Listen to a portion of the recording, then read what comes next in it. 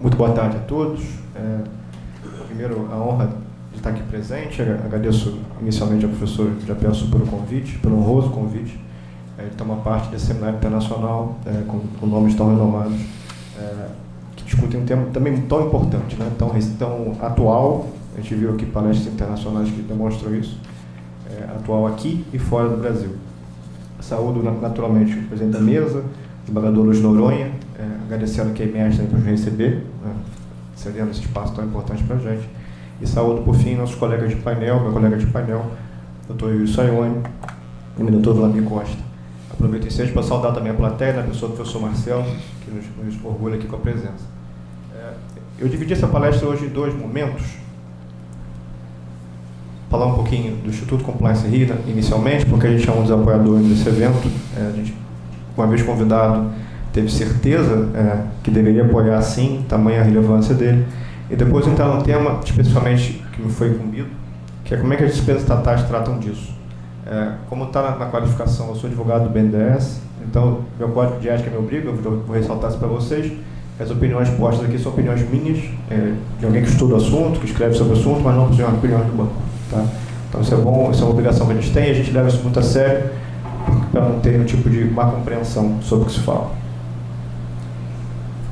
Por que isso é o Instituto Compliance Rio, rapidamente aqui? Repito, a gente é um dos apoiadores desse evento e sempre que convidado para ele dessa natureza, a gente está disposto. O Yuri também nos honra de fazer parte do Conselho Deliberativo.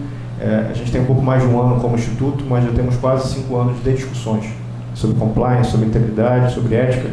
E a gente começou isso no Rio de Janeiro exatamente porque a gente vê que há uma carência, ainda há uma carência, de debate desse nível no Rio de Janeiro. Muito se fala em compliance cada vez mais, e a gente sentia falta de um fórum de discussão. Hoje a gente tem orgulho de dizer que a gente tem esse fórum de discussão aqui, um fórum inteiramente gratuito, ou melhor, que ninguém oferece renda trabalhando nesse fórum, pelo contrário, a gente está doando o nosso tempo, doando o nosso trabalho, doando a nossa capacidade em prol de uma coisa que a gente acredita. Que é basicamente aquela frase que resume muito bem. Compliance, de fato, pode ser o caminho de um país melhor. Então, a partir do Rio de Janeiro, a gente teve essa iniciativa.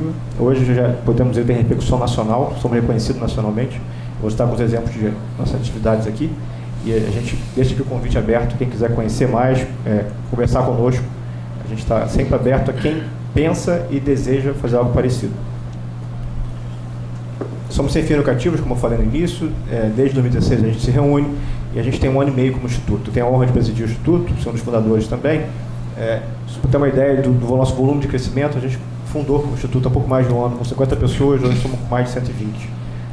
Pessoas como nós, que de fato têm esse interesse, não só na temática, mas também em doar tempo, né? Essa é a palavra importante. Um dos grandes índices de civilidade de um país é o quanto a sociedade civil se organiza para demandas sociais. A gente sente muito falta disso no Brasil ainda, não posso dizer isso. Então, isso foi uma das coisas que nos moveu a fundar o Instituto, a levar isso à frente e trazer essa bandeira sempre que a gente for chamado, como o momento agora. Apesar desse pouco mais de um ano de existência, a gente tem também um ponto de muita relevância, a gente já é um aderente ao Pacto Global. O Yuri nos representa no GT em São Paulo, no GT anticorrupção. O Pacto Global convida todos a conhecerem essa iniciativa. Como o nome diz, é global, é da ONU. E uma dos 10 princípios deles, o 10º é dedicado à anticorrupção. Então, não é à toa que a corrupção ela viola direitos humanos, a corrupção viola o desenvolvimento social e, portanto, é muito razoável que a ONU, como o organismo que se preocupe com isso. Então, a gente faz parte do Pacto Global. Tive o orgulho de participar da reunião anual deles na ONU nesse ano, em julho, e levar lá a mensagem do Instituto também para o colegiado da ONU. Né? Então, foi uma experiência muito rica e que demonstra que, de fato, se organizando, a gente pode contribuir com o ambiente que precisa. Aí são os famosos ODS, deixa eu só passo rapidamente, quem quiser conhecer mais, muitas empresas já conhecem, já praticam. A gente também se envolveu e tem, portanto, obrigação de divulgá-los. Né? As ODS são os Objetivos de Desenvolvimento Sustentável.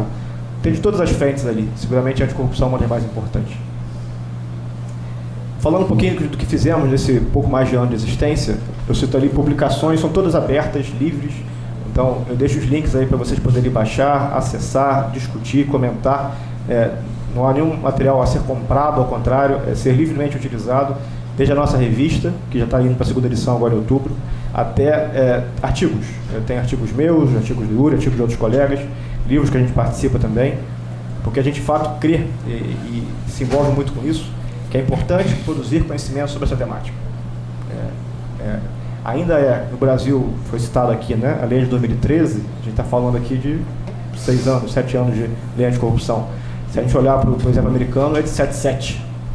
Então, seguramente, algumas pessoas da plateia não eram nascidas em 77 ainda. E já existia uma lei anticorrupção naquele país. Então, a gente está falando de patamares muito diferentes, de histórico, de envolvimento, de debate, de estudo, e por isso a produção de conhecimento é importante. A gente se envolve bastante com isso. Todos os links estão ali, então sintam-se livres depois. O material vai ficar para vocês mesmo, de baixarem, utilizarem, comentarem conosco. Além da nossa produção, né, a gente produz textos, produz artigos, produz revistas, a gente traz muito com o poder público. Eu trouxe 3 exemplos ali que são caros para a gente. 2 aqui no Rio de Janeiro, na LERJ. A gente participou no passado da frente da reunião pública, da consulta pública organizada pelo CCJ da LERJ. Foi a primeira consulta pública da história da LERJ, o CCJ, coisa impressionante, inclusive para a gente. Como é que uma casa legislativa não debate com o público? Isso foi muito surpreendente, de forma negativa. A gente participou sobre a Lei Estadual Anticorrupção e voltamos esse ano também para discutir a regulamentação dessa mesma lei. Então, a gente levou nota técnica, a gente apresentou sugestões, nesse espírito de colaborar com o poder público, de envolver a sociedade com debates que são importantes para a própria sociedade. Isso no âmbito estadual. No âmbito federal, vou citar mais uma. No âmbito da Assembleia Federal, vocês todos tiveram conhecimento, esse ano a lei das agências reguladoras foi alterada. Foi uma discussão que estou muito tempo no Congresso, ela foi aprovada esse ano, trazendo para a lei, até já antecipando um pouquinho meu ponto do tema de hoje, que é a lei das estatais, trazendo para agências reguladoras regramentos de como deveriam ser escolhidos seus conselheiros, seus dirigentes, dizendo coisas muito óbvias, como se pensa no ambiente empresarial, que é capacitação mínima, formação mínima também, independência partidária, esse tipo de coisa. Muito bem, esse projeto de lei, ele, na Câmara dos Deputados, ele inverteu a lógica, além de ele não aproveitar as boas iniciativas da lei das estatais para as agências reguladoras, ele estava revogando a parte da lei das estatais, ou seja, estava tirando das agências e da lei das estatais esses princípios básicos de governança. A gente conseguiu, com notas técnicas, não só o ICRI, mas também o IBGC, Instituto Etos e outros, a gente conseguiu convencer no Senado Federal que esse projeto fosse revogado, nesse termo, e aprovado em outros, como acabou sendo sancionado. Então, o benefício que hoje existe para a lei das estatais também existe para as agências reguladoras, e foi um movimento social, literalmente, e a gente conseguiu contribuir com isso, em vez de evitamos um retrocesso. Então, acho que é o alerta aí de a sociedade estar organizada, estar atenta ao que ocorre numa casa legislativa, porque muitas vezes o retrocesso ocorre. Então, é bom a gente estar atento a isso.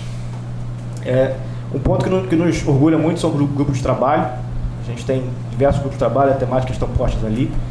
Eu falei que somos mais de 120, 70 pessoas estão envolvidas em grupos de trabalho, simultaneamente. Então, são pessoas que estudam sistemas, que nos auxiliam nesses materiais que a gente produz, desde a revista, passando pelas notas técnicas, passando pelo suporte legislativo, pessoas do tema estudando o tema. Então, é uma forma de disseminação de conhecimento, de produção de conhecimento e, principalmente, de debate democrático, porque não é uma associação para simplesmente decidir de cima para baixo, mas sim produzir em conjunto. Então, tem os exemplos ali. Lei das estatais é um dos temas, LGPD, que é um tema muito caro no Brasil atualmente, Lei de Proteção de Dados, governança, como esporte, que é um dos mais recentes da gente, que a gente vê como um mecanismo muito importante de disseminação de boas práticas, que a gente tem muitas má práticas, né, nesse ambiente, além da lavagem de dinheiro também, o tema foi tratado hoje mais cedo. Feita essa introdução rápida aqui sobre o Instituto Compliance Rio, eu entro no tema de hoje. O que me foi solicitado, né? Tratar-se de empresas estatais. Então, eu quis trazer aqui, vou mostrar para vocês, um apanhado de como as estatais tratam desse tema. Como são as denúncias das estatais? Até a provocação do Dr. Yuri, né? A obrigação existe para os servidores públicos, para os empregados públicos, para os agentes públicos, ou ela simplesmente é uma boa prática? Eu trouxe aqui alguns exemplos para a gente discutir e, naturalmente, o debate, outras perguntas podem surgir. Fiquem à vontade, deixo aqui à vontade para debater sobre o assunto. Trouxe 5 exemplos, para a gente poder ter um comparativo aqui de forma, uma amostra mais ampla, né? Exemplos federais, porque eu sou de uma entidade federal, então para a gente isso, como se fala de estatais, são as mais organizadas, são as mais de maior volume, maior tamanho, maior repercussão. Então trouxe 5 exemplos aqui: Petrobras, Banco do Brasil, Caixa Econômica Federal, o próprio BNDES, onde eu trabalho, e também o Código da Alta Administração Federal. Por quê? Porque os dirigentes dessas empresas, os presidentes, os diretores, se sujeitam não às governanças internas de ética, de integridade, mas sim à alta administração. Então eu quis fazer esse comparativo para vocês terem clareza do que se aplica internamente e também do que se aplica quando se olha para dirigente. O primeiro exemplo que eu trouxe aqui, são todos exemplos públicos, então o material que está aqui não há nenhum tipo de segredo, ao contrário, estão disponíveis no site das empresas. É o guia de conduta do sistema Petrobras. Eu faço o seguinte alerta: as empresas estatais costumam tratar esse tema de denunciantes, de whistleblowers, de colaboradores, no âmbito dos seus códigos de ética ou de integridade. Tá? Código de conduta, ética e integridade. A gente vê uma certa variação, mas em linhas gerais, esse é o ambiente que as empresas dedicam para esse assunto. O artigo 5º está lá no Código da Petrobras, o Código de Conduta da Petrobras, diz o seguinte: canais de comunicação e conduta. Sem querer ler o texto de vocês, só bem resumo bastante claro. Uma vez um empregado da Petrobras, do sistema Petrobras, que engloba uma série de empresas, tendo ciência, vivenciando, testemunhando, tomando conhecimento de conduta devida, tem o dever de comunicar. No caso, a ouvidoria da Petrobras, que vai lá fazer as apurações que julgar necessárias. Então, é um dever de comunicar. É mais do que uma mera lealdade com a empresa. Qualquer empresa tem suas regras de lealdade, naturalmente. Faz parte do sistema emprego, né, de empregador e empregado terem lealdade um para com o outro. Mas aqui tem uma norma expressa de conduta que todos os empregados aderem quando ingressam na empresa, que exige a comunicação. Tá? Então a gente pode discutir aqui em que grau ela deve ocorrer, qual a segurança que ele tem quando faz a comunicação, mas é um dever do empregado.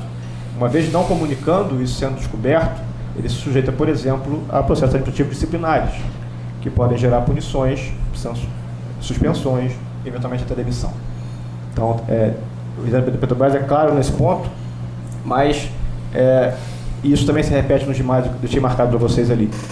O sistema Petrobras assume o compromisso de proteger o denunciante de boa-fé.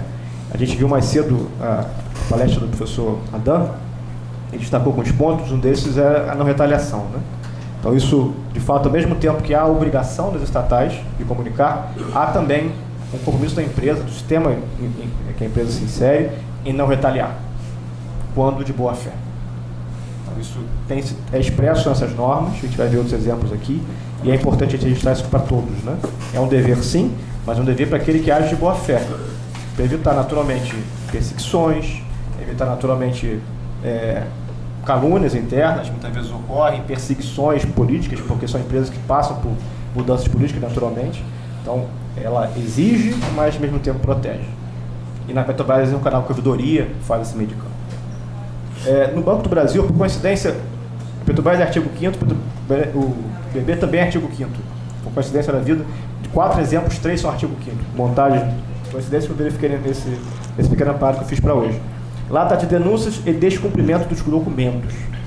O Banco do Brasil, a gente saiu da esfera petróleo, a indústria mais de mercado, entrou para o sistema financeiro, né? O professor Flavio falou um pouquinho do sistema financeiro. Existem regras muito mais, não só próprias, mas também muito mais, com um histórico muito maior. Então, quando se fala de lavagem de dinheiro, de integridade, anticorrupção, controles internos, governança, gestão de riscos, isso para grande parte da sociedade são fatos novos. Para o sistema financeiro são fatos inerentes. Então é bom a gente ter isso em mente também. O que diz lá no Código do Banco do Brasil, no Código de Ética do Banco do Brasil? Reportar a ouvidoria interna, inclusive de maneira anônima, expressamente anonimato preservado, eventual desvio de conduta ou irregularidade. Mais uma vez, o dever do empregado de fazer esse tipo de comunicação. Por outro lado, também se repete a norma, o que o Banco do Brasil em troca garante? Anonimato, como forma de proteger o autor contra qualquer tipo de retaliação. Então, sempre que se fala teoricamente em canais de denúncia, se pensa em não retaliação. Uma regra básica, porque senão, em bom português, ninguém vai denunciar. Estou falando de empresas estatais aqui, mas vale para empresas privadas também. Sempre que uma empresa cria um canal de denúncia, isso a doutrina tem várias evidências sobre isso, há um represamento de denúncias. Uma vez criado, há um enxurramento, assim, uma enxurrada de denúncias, melhor dizendo. Por quê? Porque as pessoas passam a confiar que há um canal de denúncia. Se elas são investigadas, apuradas, e os desvios de fato resultam em punições, porque a política de consequência é um ponto naturalmente importante, esse volume tende a diminuir e vai, em dado momento, se estabilizar. Mas se não tem regras mínimas de não retaliação, de anonimato, de garantia de proteção, não há denúncia. Então, os índices básicos que você verifica numa empresa quantos empregados você tem? 2.000, por hipótese. 3.000, 1.000, 50. Quantas denúncias você tem? 2. Então, você não tem denúncia. Porque o sistema de denúncia de ouvidoria ou de canal de denúncia não funciona. Então, esses remédios que a gente vê aqui nos códigos de ética, no código de conduta, tentam endereçar esse tipo de problema. Que o whistleblower possa ter proteção, de boa-fé, repito, mas também possa ter garantia que aquela denúncia vai ser apurada, investigada, porque senão entra uma outra regra muito básica, quando se trata nesse ambiente de law economics, como foi citado agora há pouco, que é moral hazard. Se eu faço, nada acontece, o sistema todo é falho em si. Então, você fica de crédito no sistema, passa a fazer como regra. Então, há que haver denúncias, as normas exigem isso, há que haver proteção de quem denuncia, mas há que haver apuração. Isso é fundamental. Na Caixa Econômica Federal é o Código de Ética que está por esse assunto, e tem uma norma muito específica dizendo: garantimos proteção contra qualquer forma de represália ou discriminação profissional a quem denunciar. Mais uma vez aqui, pensa em proteger o denunciante, não fala em boa-fé, mas é uma coisa implícita, repito, porque, como o próprio professor Adana me falou mais cedo, o sistema não pode proteger quem age de má-fé, né? Seria uma destruição do próprio sistema. No banco que eu atuo, o artigo 5º também, repito, são vários quintos que eu citei por aqui, padrões de conduta e relacionamento. O que se exige, não só dos empregados, mas de todos os participantes do banco. Participante é uma definição que o código traz, que são empregados efetivos ou contratados, são prestadores de serviço, são estagiários, são aqueles que contratam conosco serviços, todos eles aderem ao código e devem ter prática desse tipo. Uma obrigação nossa, para que se obtenha um ambiente ético, é o seguinte: prevenir e não praticar atos de fraude e corrupção, devendo denunciá-los caso deles tenha ciência. Mais uma vez, lá também existe a proteção do denunciante de boa-fé, então todo o sistema está coerente nesse formato. Olhando para o Código da Alta Administração Federal, repito, os dirigentes das empresas estatais federais, os presidentes, os diretores, os membros de conselho, eles se sujeitam não às normas internas de ética, mas às normas federais de ética. É uma construção do nosso ordenamento jurídico. Lá também existem definições próprias e parecidas com as que eu citei há pouco. Então o sistema todo é coerente nesse ponto. Qual é o dever fundamental do servidor público? Fundamental, chama a atenção disso. Não é um dever casual ou eventual, é fundamental. Resistir a todas as pressões superiores hierárquicas, o Yuri citou algumas aqui, é muito comum, quando o indivíduo é servidor temporário, por exemplo, comissionado, né?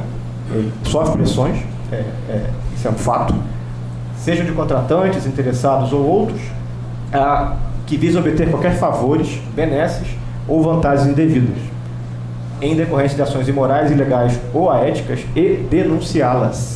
Então, mais uma vez, surge aí o dever de denunciar. Mais do que uma boa prática, é um dever. Tá? E, mais uma vez também, o artigo 10, por sua vez, diz lá: proteção à identidade do denunciante. Então, aqui não está tão claro a questão da boa-fé, não está tão clara a não represália, mas há a possibilidade de anonimato, sim, e a possibilidade de proteção. Chegando às conclusões, o tempo que já está se indo mesmo, quis passar essa mensagem inicial até para a gente ter tempo para os debates. Quando se trata de empresas estatais, esse assunto de whistleblower, denunciantes, dever de prestar informação, está para além da mera lealdade que se espera de um empregado, em geral. O nosso código de ética, nosso código de conduta, e a lei trata desses pontos, né? Toda empresa tem que ter código de conduta, código de ética, código de integridade. Ela prevê expressamente o dever do empregado, no âmbito estatais, denunciar. O doutor Yuri lembrou bem, mesmo na lei de servidores públicos, isso também é um dever. Então, o dever inerente do administrador, lato sensu, quando ele vê uma irregularidade, ele tem que denunciar a esfera própria. Nas estatais, isso normalmente é endereçado às ouvidorias. Tá? Normalmente, porque o coisa ambiente se denuncia diretamente com o Comitê de Ética, por exemplo. Mas, como regra, a ouvidoria é o canal para isso, para que todas as denúncias, sejam internas, sejam externas, sejam recebidas, tratadas, e um ponto que eu vou ressaltar aqui, tenham resposta, porque sob pena de desmoralizar o próprio canal de denúncia. Os mesmos códigos trazem garantia de proteção do anonimato e do sigilo, porque se não tiver isso, as denúncias não vão acontecer. Para evitar o quê? Retaliações ou represálias contra os denunciantes. Em sendo um ambiente de represálias, repito, as denúncias não vão ocorrer. Em não ocorrendo, as práticas ilícitas vão se multiplicar, porque, infelizmente, no ambiente que as coisas, ou irregularidades, ou mesmo ilícitos ocorrem e não há persecução, mesmo que seja interna, o exemplo ruim faz com que ele se perpetue. Só para terminar, foi a aprovação do Dr. Yuri fez agora há pouco, ele citou o projeto de lei que traz, a meu ver, alguns decréscimos, né? Traz alguns retrocessos em relação a isso. As próprias normas internas dessas empresas, que eu citei, inclusive do âmbito federal, elas trazem essa regra de proteção. Então, quando a lei afasta isso do servidor público, ela cria um incentivo incorreto. E, mais uma vez, law and economics, assim, certamente muitos aqui somos advogados, mas para economista, para microeconomia especialmente, o indivíduo é movido a incentivos. Os incentivos incorretos têm consequências incorretas. Então, quando a lei diz que você, servidor público, está fora da proteção do whistleblower, ela está indo contra as regras que já existem e que, de certa maneira, estão funcionando. E deixam de ser normas internas, repito, código de ética, código de conduta, passa para ser uma lei geral que traz um retrocesso e que, portanto, a gente não pode enxergar com bons olhos esse tipo de medida. Agradeço mais uma vez a oportunidade, uma honra falar para vocês. Espero, fico à vontade aqui, fico livre para o debate que vocês perguntam se tiverem. Professor Jair Pessoa, mais uma vez obrigado pelo convite. Uma honra. Quem quiser conhecer um pouquinho mais do CRI, a gente está à disposição. Muito obrigado.